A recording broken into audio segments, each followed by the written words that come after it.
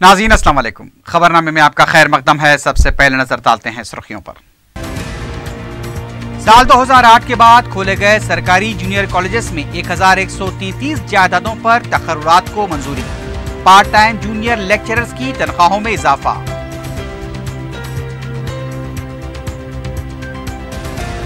नोटबंदी का फैसला गलत साबित हो गया। काले धन और दहशतगर्दी का खात्मा तो नहीं हुआ, अलबत्ता तरक्की की रफ्तार कम हो गई। सदर मजलिस बैरिस्टर ओवैसी का तबसरा।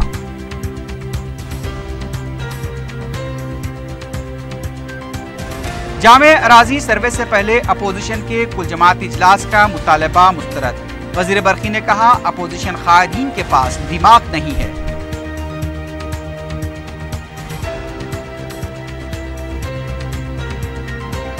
मरकजी गणेश जुलूस के दिन उलझन बरकरार। पीर या मंगल के दिन जुलूस के ताल्लुक से मुतजाद इत्तलात।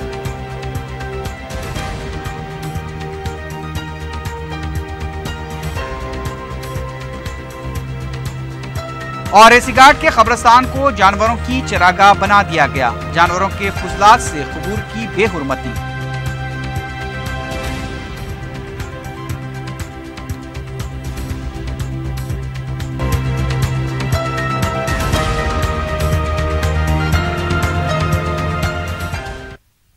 सुर्खियां आपने देखी है, बढ़ते हैं खबरों की तफसील की जानिब।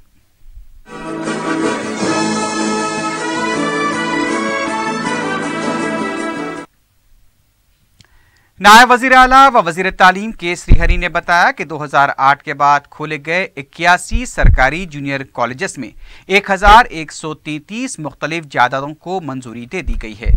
जाती सरमाए पर चलाए जाने वाले 15 उर्दू मीडियम जूनियर कॉलेजेस में 69 जूनियर लेक्चरर्स की जायदादों को मंजूरी दी गई। इसके अलावा पार्ट टाइम जूनियर लेक्चरर्स की तनख्वाहों में भी इजाफा किया गया है। पार्ट टाइम लैब अटेंडर की तनख्वाहों को 3900 से बढ़ाकर 7800 रुपये किया गया है। सर्व शिक्षा अभियान के तहत चलाए जाने वाले कस्तूरबा गांधी तालीमी इदारों के अमले की तनख्वाहों में भी इजाफा किया गया। इस फैसले की वजह से 11,839 मुलाजमीन को फायदा होगा। वज़ीर तालीम ने बताया कि वज़ीर आला ने इस फाइल को मंजूरी दे दी है। वज़ीर तालीम ने बताया कि 15 उर्दू मीडियम कॉलेजेस को ज़ाती सरमाकारी से राहत दे दी है। अब ये कॉलेजेस हुकूमत खुद चलाएगी।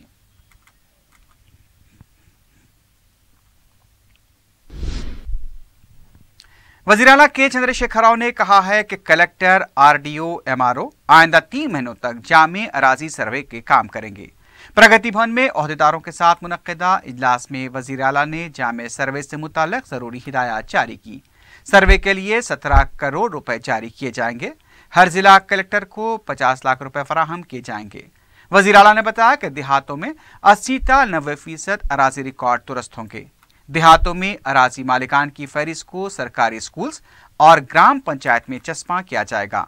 वज़ीर आला ने बताया कि पहले 5 एकड़ से ज्यादा सादा बैनामों की अराजियात को कलेक्टर की मंजूरी के बाद रजिस्ट्रेशन किया जा सकेगा। रिकॉर्ड दुरुस्त होने के बाद नए पासबुक जारी किए जाएंगे।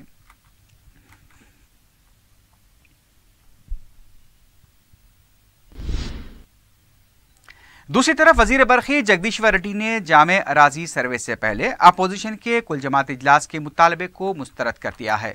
मीडिया से बात करते हुए उन्होंने बताया कि मुस्तकबिल में वज़ीर आला को अवाम जो अवार्ड देंगे उसके बाद तो रियासत में कोई पार्टी नजर ही नहीं आएगी। उन्होंने कहा कि कौमी इदारे की तरफ से KCR को मिलने वाले अवार्ड पर सदर PCC उत्तम कुमार रेड्डी को इतनी तकलीफ क्यों हो रही है, आखिर इसकी वजह क्या है? KCR को अवार्ड मिल गया है तो अवाम का क्या नुकसान हो गया? क्या कुछ पार्टी है इधर? कौन सा पार्टी है तेलंगाना में? People are with us only. People are with KCR only. No party is there in Telangana. Just some few people are there. Some one gang. Telangana ప్రభుత్వాన్ని పనిచేయనీయకుండా ఆపే ఒక గ్యాంగ్ ఉంది తప్ప ప్రజలు లేరు వాళ్ళ వెంట. ఆయన మాట్లాడిన దాని మీద కదా అని చెప్పాలి, ప్రజలకు చెప్పాలి కదా. నేను ఆయన మాట్లాడిన దాని మీద మీరు మిస్అండర్స్టాండ్ చేసుకుంటున్నారు. कांग्रेस पार्टी के तर्जुमान मल्लू रवि ने कहा है कि कांग्रेस पार्टी जामे अराजी सर्वे के खिलाफ नहीं है, लेकिन किसान कमेटियों में TRS कायदीन की शमूलियत पर एतराज है। रवि ने कहा कि GO 39 को फौरन मंसूख करते हुए फौरी कुल जमात इजलास तलब किया जाए। उन्होंने बताया कि जहां में अराजी सर्वे के दौरान काफी मसाइल पैदा होंगे, उसे दूर करने की जरूरत है।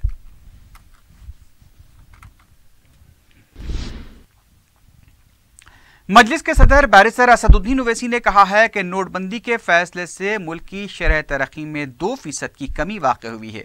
नोटबंदी के बाद बैंक्स में जमा करदा नोटों के ताल्लुक से आरबीआई के आदाद-ओ-शुमार पर तबसरा करते हुए बैरिस्टर ओवैसी ने कहा कि वजीर आजम ने नोटबंदी के ऐलान के मौके पर कहा था कि इससे जाली नोटों, काले धन और दहशतगर्दी पर काबू पाया जा सकता है, लेकिन वजीर आजम के ये दावे खोखले साबित हुए हैं।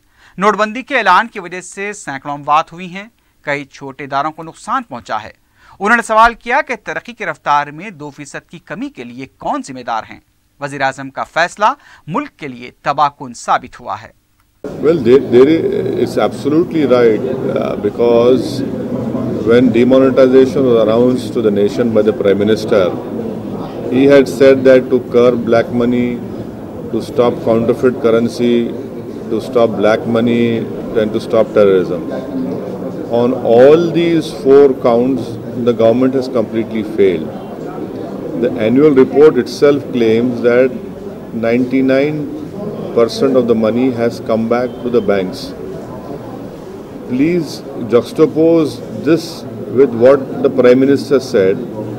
Secondly, the Attorney General in the Supreme Court stood up and said that 4 to 5 lakh crores will not come back. Now 99% has already come back. Thirdly, what 1% has not come back, that is 16,000 crores. Out of that 16,000 crores, 7,000 has already been spent to print new currency. And in the process, we have seen more than 100 deaths. Small, medium enterprises have gone kaput. Informal sector is in complete distress. The rural distress right now which the country is facing in all the states where BJP is in power is thanks to this demonetization. And also please remember that the cooperative banks amount money is yet to be counted. That is 40,000 crores. Bhutan and Nepal have to still send back the money. That will go more than 101% of money will be back in RBI. So what has demonetization really affected, or what has been the gain to the country apart from distress, apart from people losing lives? 2% is the loss of GDP. Who will replace the 2% of GDP? That is nearly 6 lakh crores. Who will replace that, and who is responsible for that? The responsibility lies at the doorstep of the Prime Minister, and because of his impulsive decision, the country has lost 2% GDP, 100 lives have been lost, and now nearly 100% amount of money has come back. So it has been a complete disaster for our country, the whole demonetization. Then the RBI, who is saying the truth? Is it the RBI lying or the Finance Minister is right?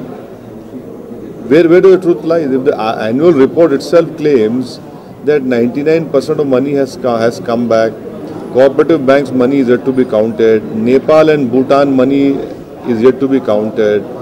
So who's telling the truth? 2% of GDP loss for a country like India is huge. 6 lakh crores we have lost.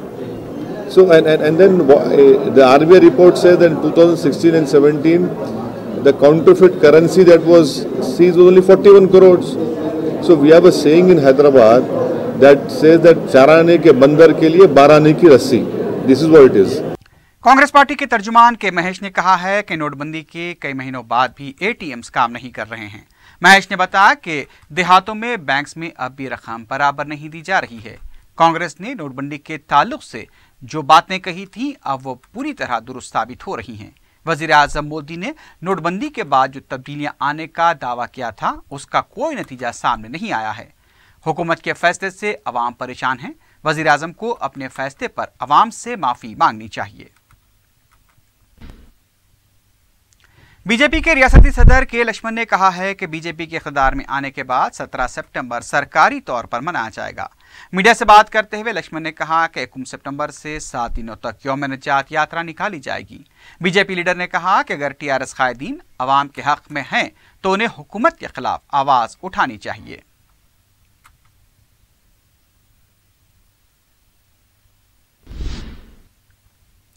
Hyderabad में निकाले जाने वाले मरकजी गणेश जुलूस के दिन के ताल्लुक से उलझन बरकरार है।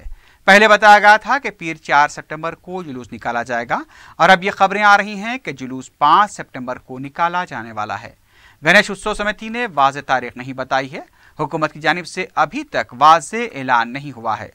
दूसरी तरफ मेयर बी राम मोहन ने बताया है कि मरकजी गणेश जुलूस 5 सितंबर को ही निकाला जाएगा।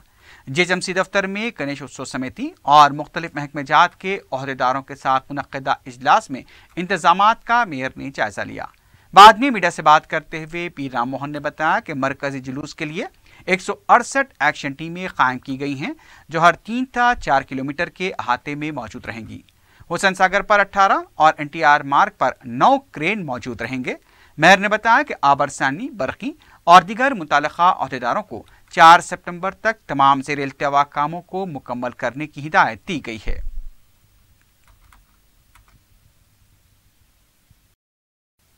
अजीमदार बलदिया हैदराबाद की स्टैंडिंग कमेटी के इजलास में साल 2016-17 के मुतालबात ज़र को एक शोबे से दूसरे शोबे को मुंतकिल करने का फैसला किया गया। इजलास में JNNURM के तहत ज़ेर इल्तिवा कामों के लिए हटको से कर्ज लेने से इत्तेफाक किया गया। हयातियाती तनू शोबे में बरसर खिदमत 6 मौज़फ़ ओहदेदारों की मियाद में मजीद 2 महीने की तोसी की गई है। एलबी नगर से बराह नागोल मूसा नदी के RCC नाले को मंजूरी दी गई।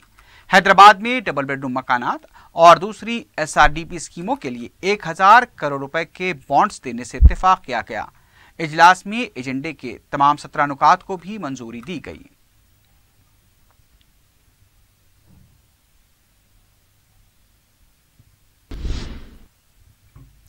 मजलिस के जनरल सेक्रेटरी व रुकन असम्बली सैयद अहमद पाशा कादरी ने उस्मानिया दवाखाने के एक डॉक्टर की कार से शदीद जख्मी होने वाले 2 अफराद की इयादत की। उन्होंने मीडिया को बताया कि दवाखाने का एक डॉक्टर अपनी कार को पार करके दवाखाने में चला गया, लेकिन दवाखाने का सिक्योरिटी गार्ड शुबू उर्फ राजू डॉक्टर की कार से एक खातून खमर बेगम और एक ज़ईफ शख्स उमर को टक्कर दे दी, जिसके नतीजे में खमर बेगम का एक पैर कट कर जिस्म से अलग हो गया, जबकि उमर के पैर की हड्डी टूट गई है। उन्होंने बताया कि खमर बेगम की हालत तशवीशनाक है। उन्होंने बताया कि दोनों दवाखाने के अहाते में एक दरख्त के नीचे बैठे थे कि वाक़या पेश आया। सैयद अहमद पाशा कादरी ने हुकूमत से मुतालबा किया कि वो इस वाक़े की तहकीकात कराएं, खातियों के खिलाफ एक्शन ले और मुतासिरीन के साथ इंसानी हमदर्दी के तहत बर्ताव किया जाए।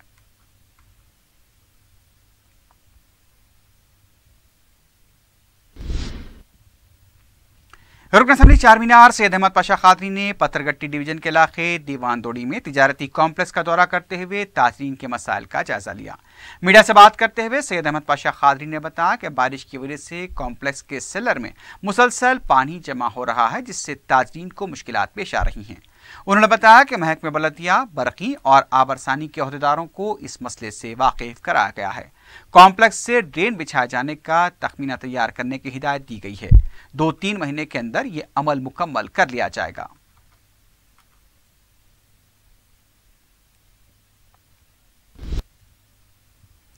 नुमाइश सोसाइटी और हुकूमत के दरमियान कोई इख्तलाफात नहीं हैं। सोसाइटी के रुकन हरनाथ रेड्डी ने मीडिया से बात करते हुए ये वजाहत की। उन्होंने नुमाइश सोसाइटी की अराजी को लीज मंसूख करने की खबरों को बेबुनियाद करार दिया। नुमाइश सोसाइटी को 2002 में मज़कूरा अराजी 50 साल के लिए लीज पर दी गई थी। इसे 99 साल लीज पर देने के वज़ीर आला के ऐलान पर वज़ीर इमारात और शवारे की कोशिश की जा रही है। उन्होंने सवाल किया कि आखिर ऐसी झूठी खबरें क्यों मंजर आम पर लाई जा रही हैं। जब तक 50 साल लीज को खत्म नहीं किया जाएगा तो 99 साल के लिए लीज पर किस तरह से अराजी दी जा सकती है। उन्होंने बताया कि सोसाइटी के तहत 18 तालीमी इदारे काम कर रहे हैं, जिसमें 4520 तलबा तालीम हासिल कर रहे हैं।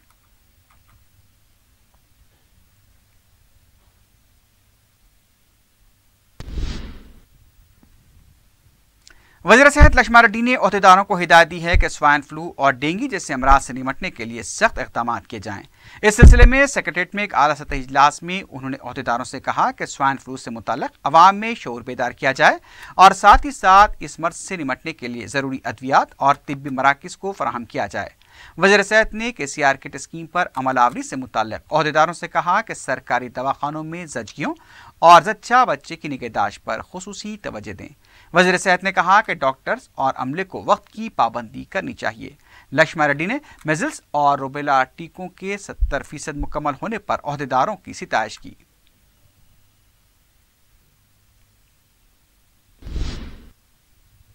हुकूमत की जानिब से मिज़ल्स और रूबेला के टीका अंदाजी प्रोग्राम के लिए मुहिम जारी है। इस सिलसिले में एबिड शॉप के इलाके में एक प्रेस कॉन्फ्रेंस मुनक्किद हुई, जिसमें मुख्तलिफ दवाखाने के डॉक्टर्स ने हिस्सा लिया। इसमें बताया गया कि अब तक ज़्यादा 4 लाख बच्चों को टीके दिए गए हैं, जबकि करीब 9.5 लाख का निशाना मुकर्रर किया गया है। असरा दवाखाने के डॉक्टर इमादुद्दीन ने बताया कि मज़कूरा टीका महफूज है, इससे टीका लेने वालों को कोई खतरा लाहक नहीं है। इस शऊर बेदारी प्रोग्राम में शिरकत करने वाले दूसरे डॉक्टर्स ने बताया कि जिस तरह चेचक और पोलियो जैसे अमराज का खात्मा किया गया, वैसे ही इस टीके की मुख्तलिफ बीमारियों का खात्मा हो सकता है।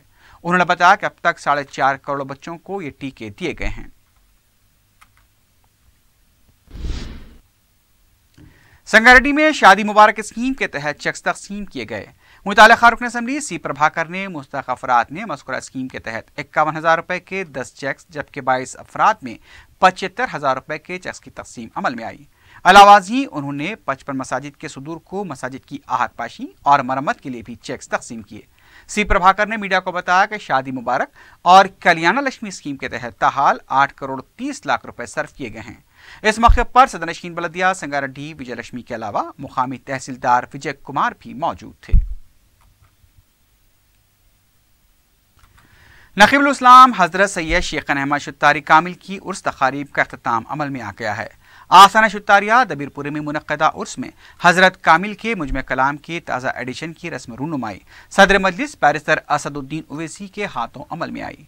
इस मौके पर मौलाना कबूल पाशा शुत्तारी, शेखुल जामे जामे निज़ामिया मुफ्ती खलील अहमद और रुकन असम्बली सैयद अहमद पाशा खादरी भी मौजूद थे।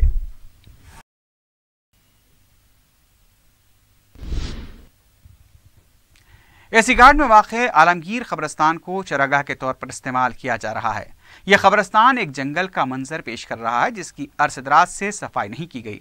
खबूर पर कई झाड़ उगाए हैं। कब्रस्तान के जिम्मेदारों की लापरवाही का हाल काबिल तनकीद है। वो लोगों को जगह देने के लिए हज़ारों रुपए लेते हैं, लेकिन कब्रस्तान की सफाई के लिए कुछ नहीं किया जाता। ज़बीहा के लिए इस्तेमाल किए जाने वाले बकरों को कब्रस्तान में चराया जा रहा है, जिससे उन जानवरों के फुजलात और दूसरी गंदगी से कब्रस्तान का तक़द्दुस पामाल हो रहा है।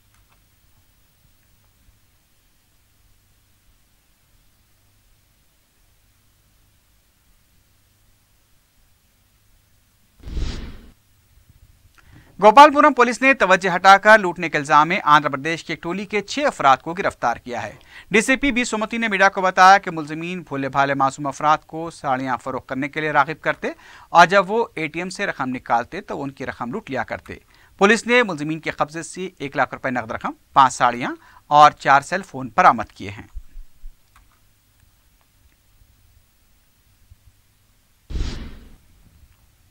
आखिर में सुर्खियों पर एक बार फिर नजर डालते हैं। साल 2008 के बाद खोले गए सरकारी जूनियर कॉलेजेस में 1133 जायदादों पर तकर्रुरात को मंजूरी। पार्ट टाइम जूनियर लेक्चरर्स की तनख्वाहों में इजाफा।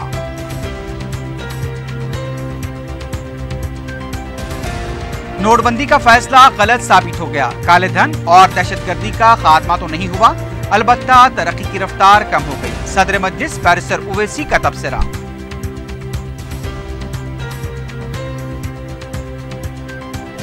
जामे अराजी सर्वे से पहले अपोजिशन के कुल जमाती इजलास का मुतालबा मुस्तरद। वजीर बरकी ने कहा, अपोजिशन कायदीन के पास दिमाग नहीं है।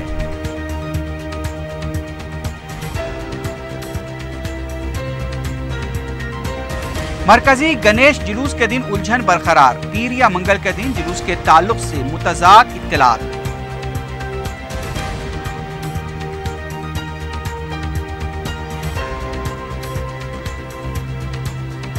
और एसी घाट के कब्रस्तान को जानवरों की चरागाह बना दिया गया। जानवरों के फुजलात से कबूर की बेहुरमती।